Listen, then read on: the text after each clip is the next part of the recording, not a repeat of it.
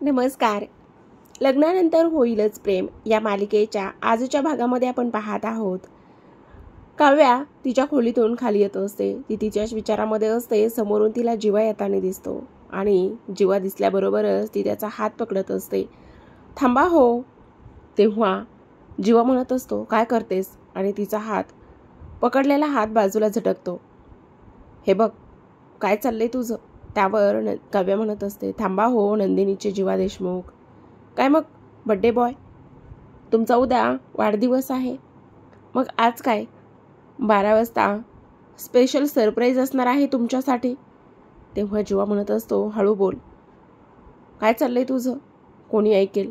त्यावर काव्या म्हणत असते, ठीक आहे, हळूच बोलते पण थेट मुद्द्याचंच बोलते. असं म्हणूनच ती आता बोलायला सुरुवात करत असते. मग काय, आता तुमचा वाढदिवस आहे, मग थाटामाटा साजरा होणार असेल, 12 वाजता तुम्हाला विश होणार असेल, विश करणार असतील. हा, मग तो विचारत असतो, हो मग काय, आतापर्यंत दरवर्षी मी तुझा वाढदिवस थाटामाटा साजरा करायचे, तुझ्यासाठी बुके पाठवायचे, गिफ्ट्स पाठवायचे, असं ती बोलत असते. जेव्हा खरं सांगू का, मला एक कळलंय आता, माझ्या ना वागण्या बोलण्यात काहीतरी असा ट्विस्ट असायला हवा. तेव्हा तो म्हणत असतो, कसला ट्विस्ट आणि काय चाललंय तुमचं, काय चाललंय तुझं? त्यावर ती बोलत असते, हल्ली ना लोकांना मी सतत अशी किटकिट करणारी, त्याचबरोबर सतत असं चिडचिड करणारी कम्प्लीट बॉक्स वाटत आहे. पण मी आता तसं अजिबात करणार नाही. मी शांत राहून मला पाहिजे तेच मी करून घेणार आहे. जीवा मात्र तिच्याकडे शॉक लागल्यासारखाच पाहत असतो. आता मला जीवा एक सांग, लोकांना जर आपल्या नात्याबद्दल, आपल्या प्रेमाबद्दल माहीत असतं तर लोक मला काय बोलले असते? अगं काव्या, तू का सहन करतेस एवढं सगळं काही? तू हे सगळ्यांना सगळं खरं खरं सांगून टाक. मला असंच बोलले असते, आपल्या नात्याबद्दल सगळं काही तू सांगून टाक, ह्या गोष्टी तू सहन करू नको, असेच तर बोलले असते ना मला सगळे काही लोक. उगाचच त्या पार्थला पण त्रास, जीवाला पण त्रास. तू आत्ताच्या काळातली मुलगी आहेस, तू नवीन विचाराची मुलगी आहेस, नवीन पिढीत वावरतेस, सगळं काही सगळ्यांना खरं सांग आणि त्याचबरोबर झटक्यात एका त्याच गोष्टीचा तुकडा पाड, असंच बोलले असते की नाही सगळं काही. आणि त्याचबरोबर सर्वात महत्त्वाची गोष्ट म्हणजे या नात्याबद्दल सगळ्यांना किती त्रास होतोय. त्यावर आता जीवा म्हणत असतो, तुला वेड लागले का? तू असलं काही करणार नाहीयेस आणि का करणार आहेस तू आता? हे बघ, जरा समजून घे. त्यावर ती म्हणत असते, समजून घ्यायला मी आता नाही घेणार समजून. किती दिवस समजून घ्यायचं मी, काय करायचं? पण जीवा म्हणत असतो, हे बघ, वेड्यासारखं वागू नकोस. काय करणार आहेस तू? हे बघ, असं काही करू नकोस. काय आहे तुझ्या डोक्यात नेमकं? त्यावर काव्या म्हणत असते, हो, तू आता बघच उद्या मी काय करते ते. उद्या वाढदिवस आहे ना तुझा, आता मी खूप शाण्यासारखी वागणार आहे. उद्या तुझ्या वाढदिवसाला बघ मी कसा ट्विस्ट आणत आहे आणि तुझा वाढदिवस तुझ्या कायम आयुष्यात लक्षात राहील असाच मी तो वाढदिवस साजरा करणार आहे. बाद झालं, आता मी सहन करणार नाही. तुझ्यासाठी खूपच मोठा सरप्राईज असणार आहे. आता मात्र जीवाला काव्या कशी वागेल याचा अंदाज आलेलाच असतो. तो म्हणत असतो, हे बघ, तू असं काही करणार नाहीयेस. तुला काय वाटतं हे सगळं मला सहन होतंय? हे मी मुद्दामून करतोय? या सगळ्या गोष्टीत मला आनंद होतोय? एकदा माझ्या जागी उभी राहून बघ, एकदा जीवाच्या जागी उभी राहून बघ. तेव्हा आता काव्या म्हणत असते, आवडेल मला तुझ्या जागी उभं राहून पाहायला, आवडेल मला जीवा व्हायला, पण तुला आवडेल का काव्या व्हायला? नाही ना आवडणार. तुझं मस्त सुरू आहे, तुझा संसार मस्त सुरू आहे, त्याचसोबत तुझं नंदिनी बरोबर मस्त सगळं काही सुरू आहे. मग माझं काय? मी काय करायचं? उद्या तुझ्या वाढदिवसा दिवशी मी आपल्या दोघांच्या नात्याबद्दल सगळं काही सांगून टाकणार आहे. तू मान्य कर, नकार दे, काहीही कर, पण मी शांत बसणार नाही. खूप झालं आता, मला हे सहन होत नाही. रोज रोजचीच किटकिट.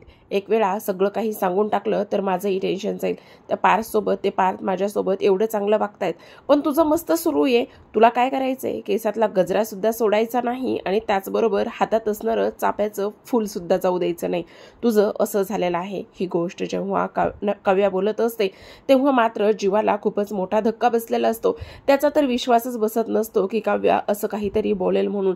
तेव्हा तो बोलत असतो, तुला काय वाटतं? तेव्हा काव्या म्हणते, तू अगदीच डबल ढोलकीसारखा गेम खेळत आहेस, पण आता नाही. मी हे सहन करून घेणार नाही, मी हे ऐकणार नाही.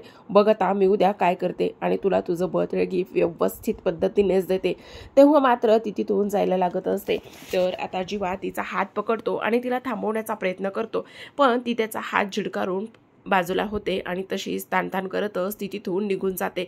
आता मात्र जीवा त्याच्या खोलीमध्ये असतो. दुसऱ्या दिवशी सकाळची वेळ असतो आणि त्याला काव्याचं बोलणं सर्व काही आठवत असतं.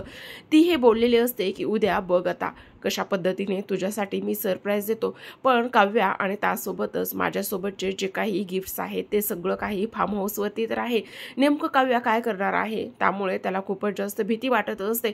तो त्याच विचारामध्ये खोलीमध्ये फेऱ्या मारत असतो. काव्यापासून थोडंसं सावधच राहिलं पाहिजे. खरंच तिच्या मनात आलं तर ती काहीही आणि कुठल्याही क्षणी काहीही करू शकते, असं म्हणूनच तो आता त्याचं कपाट उघडतो आणि त्या कपाटामध्ये खूप काही गिफ्ट्स असतात. तो येलो कलरचा टी शर्ट हुडी असते. त्याचबरोबर त्या दोघांनी गेल्या वर्षी जे काही बर्थडेला सरप्राईज प्लॅन केलं होतं त्या सर्व काही गोष्टी इथे कपाटामध्ये सुद्धा असतात. आणि आता ह्या सर्व काही गोष्टी इथे असल्यामुळे आता काय करू, हे सगळं काही मी कुठे ठेवू. आणि त्याचबरोबर काव्याने जर हे सर्व काही समोर आणलं तर मग मी काय करणार आहे, हे एक ना अनेक प्रश्न आता इथे जीवाच्या मनामध्ये सुरू असतात. तो बोलत असतो, नाही काही जरी झालं तरी सुद्धा इथे आता काव्याला अडवलंच पाहिजे. काही जरी झालं तरी सुद्धा काव्या काय करणार आहे ही गोष्ट मात्र शोधून काढलीच पाहिजे. नाही, ही गोष्ट आत्ताच घरच्यांना कोणाला समजता कामा नये, असं म्हणूनच तो त्याच विचारामध्ये असतो. इकडे मात्र नंदिनी आणि त्याचबरोबर मानिनी किचनमध्ये स्वयंपाक करत असतात आणि तिथे पार्थ सुद्धा आलेला असतो. आज मात्र काव्या कुठे आहे हा विचार सर्वांच्याच मनामध्ये असतो. खरं तर आता आज जीवाचा वाढदिवस आहे आणि जीवाचा वाढदिवस असल्या कारणाने तो छान सेलिब्रेट करायचा आहे हाच विचार सर्वांच्या मनामध्ये चालू असतो.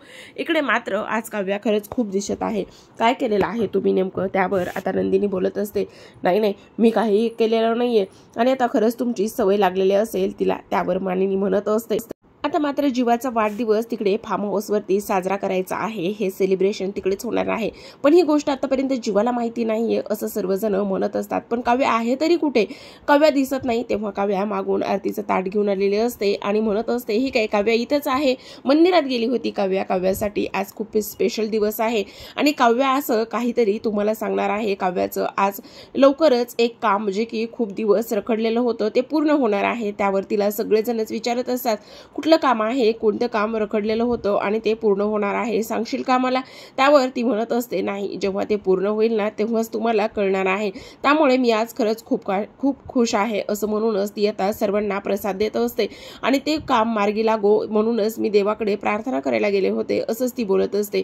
आता जीवा मात्र खाली आलेला असतो कारण पार्थने त्याला आवाज दिलेला असतो आणि काव्याने सर्वांना प्रसाद दिल्याच्या नंतर आता ती जीवाकडे प्रसाद देण्यासाठी जात असते आणि जीवा हे घ्या प्रसाद. त्यावर आता जीवा प्रसाद घेतो आणि तोंड बाजूला फिरवत असतो आणि म्हणत असतो, काय मग आता फार्म हाऊसवरती बर्थडे सेलिब्रेट होणार आहे मग आता तुमचा, असं तो म्हणत असतो. तर इकडे आता सर्वजणच आनंदामध्ये असतात आणि ही त्याच्याशी बोलत असते, आता बघ काय होतंय ते, जेव्हा मी आपल्या दोघांचं सत्य सगळ्यांना सांगन त्यावेळी तुलाही नकार देता येणार नाही, असं ती बोलत असते.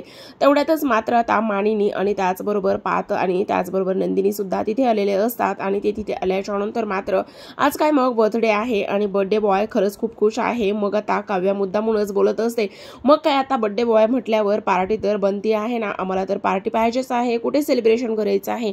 त्यावर आता जीवा बोलत असतो, मला हे असलं काहीच आवडत नाही आणि तिथे पार्टी वगैरे करण्याची काहीच गरज नाहीये, आपण तर खरं फार्म हाऊसवरती पार्टी करायला जाणार आहोत, असं नंदिनी बोलत असते. आणि त्यावर पार्थ म्हणत असतो, तिथे वेगवेगळ्या सगळ्यांच्या खोल्या आहेत आणि स्पेशल अशी जीवाची खोली आहे. जीवाची ती खोली आहे की तिथे तो आतापर्यंत कोणाला जाऊ देत नाही, अशी ती त्याची स्पेशल रूम आहे. त्यावर आता मुद्दामूनच काव्या त्याला चिडवत असते, हो तिथे तुमची स्पेशल अशी रूम आहे का, अरे बापरे मग तर पाहायलाच पाहिजे, असं सुद्धा त्यांचं बोलणं इथे सुरू असतं. इकडे मात्र वसुआत्या आणि त्याचबरोबर रम्या त्यांच्या खोलीमध्ये बोलत असतात. वसुआत्या सांगत असते, अगं जीवाचा वाढदिवस आता ते फार्म हाऊसवरती साजरा करण्यासाठी जाणार आहेत आणि आता तिथे ते चौघेच जाणार आहेत. तेव्हा मात्र रम्या बोलत असते, ही गोष्ट तुला कशी समजली, जेव्हा त्यांचं डिस्कशन चालू होतं मी तिथे नव्हते, तू सुद्धा तिथे नव्हतीस, मग तुला हे कसं कळलं, खरं खरं सांग, तुला त्यांनी विचारलं का, बोलवलं होतं का. तेव्हा वसुआत्या म्हणत असते, नाही अगं मागच्या वेळी कसा प्रकार झाला होता तर ते यावेळेस थोडी ना मला तिथे बोलवणार आहेत, त्यांनी मला अजिबातच तिथे बोलवलं नव्हतं. मग कोणी सांगितलं तुला हे, अगं आपली मंजू आहे ना, मंजूने तिला तिच्या आईला सांगितलं आणि तिनं मला सांगितलं, तुला माहिती ना तिच्या पोटात कुठलीच गोष्ट खरं खपत नाही, तिने येऊन लगेचच मला सांगितलं. रम्या एक काम कर, तू अजिबातच वेळ वाया घालू नकोस, तू सुद्धा त्यांच्याबरोबर मस्त एन्जॉय करायला जा आणि तिथे काय काय खबर होते किंवा काय काय गोष्टी घडतात हे तू मला फोन करून सांग, असं वसुआत्या बोलत असतात. पण आता रम्या स्पष्टपणे नकार देत असते. ती म्हणत असते, आई तू वेडी आहेस का, मी तिकडे कशाला जाऊ. त्यावर आता वसुआत्या म्हणत असते, अगं तू वेडी आहेस का, तू जा तिकडे आणि हे बघ मी आत्ताच मानिनीला सांगते. त्यावर रम्या बोलत असते, तू मानिनी मामीला काही एक सांगणार नाहीयेस आणि मग कसं जाणार आहेस. हे बघ तू तिकडे जा, मस्त पार्थवर लक्ष ठेव आणि त्या मला पार्थला आणि त्याचबरोबर त्या नंदिनीला एकत्र येऊ द्यायचं नाही आणि सोबतच त्या काव्याला सुद्धा कुठलाच आनंद मिळू द्यायचा नाही. त्यामुळे तू तिथे जाऊन त्याच्याबरोबर व्यवस्थित वेळ घालव असं वसुआत्या सांगत असते. आता मात्र इकडे दुसऱ्या बाजूला सर्वजणच खूपच जास्त आनंदात असतात. फार्म हाऊसवरती जायचं म्हणून पण मात्र जीवाला खूपच मोठा धक्का बसलेला असतो. जीवाला जेव्हा समजतं की पनवेलच्या फार्म हाऊसवरती त्याचा वाढदिवस साजरा करायचा आहे तेव्हा मात्र त्याला खूप मोठा धक्का बसतो आणि हे सर्व काही इथे काव्यानेच घडून आणले की काय असा सुद्धा संशय त्याला येत असतो. कारण काव्याने त्याला एक गोष्ट सांगितलेली असते किंवा आव्हान केलेलं असतं, आता तुझ्या आणि माझ्या नात्याबद्दल मी सर्वांना सर्व काही सांगणार आहे. आणि जेव्हा ही गोष्ट जीवाला समजते तेव्हा मात्र त्याला खूपच मोठा धक्का बसतो. कारण पनवेलच्या फार्म हाऊसवरती तर काव्य आणि त्याच्या खूप साऱ्या आठवणी आहेत, खूप सारे गिफ्ट्स आहेत. मग आता तिथं माझा वाढदिवस साजरा करायचं म्हणजे त्याला टेन्शन आलेलं असतं. तर आता प्रेक्षकांनो पुढील भागामध्ये खूपच जबरदस्त असा ट्विस्ट इथे घडणार आहे ते जाणून घेऊयात. या मुद्दामनच म्हणत असते, म्हणजे तुमच्या भावाभावांच्या वेगळ्या रूम आहेत आणि काय टॉप सिक्रेट आहे तुमचं त्या रूममध्ये. तेव्हा पार्थ म्हणत असतो, हो जीवा अजिबातच त्याच्या रूममध्ये कोणालाही जाऊ देत नाही आणि परवानगी सुद्धा नाहीये. अच्छा म्हणजे काय सिक्रेट आहे, मग ते सिक्रेट तर पाहायलाच पाहिजे असं मुद्दामूनच ती पार्थला बोलत असते. मग काय आता जाऊयात ना आपण तिकडे. पण आता जीवा बोलत असतो, नाही अजिबातच तिकडे जायचं नाही. तेव्हा आता नंदिनी त्याला कसं तरी कन्व्हिन्स करत असते. ती म्हणत असते, असं का नको जायचं तिकडे, आपल्याला तिकडे आपण जाणार आहोत आणि पनवेलच्या फार्म हाऊसवरती तुमचा बर्थडे सेलिब्रेशन करायचं आहे हे सुद्धा ठरलेलं आहे असं म्हणूनच नंदिनी आता इथे जीवाला कन्व्हिन्स करत असते.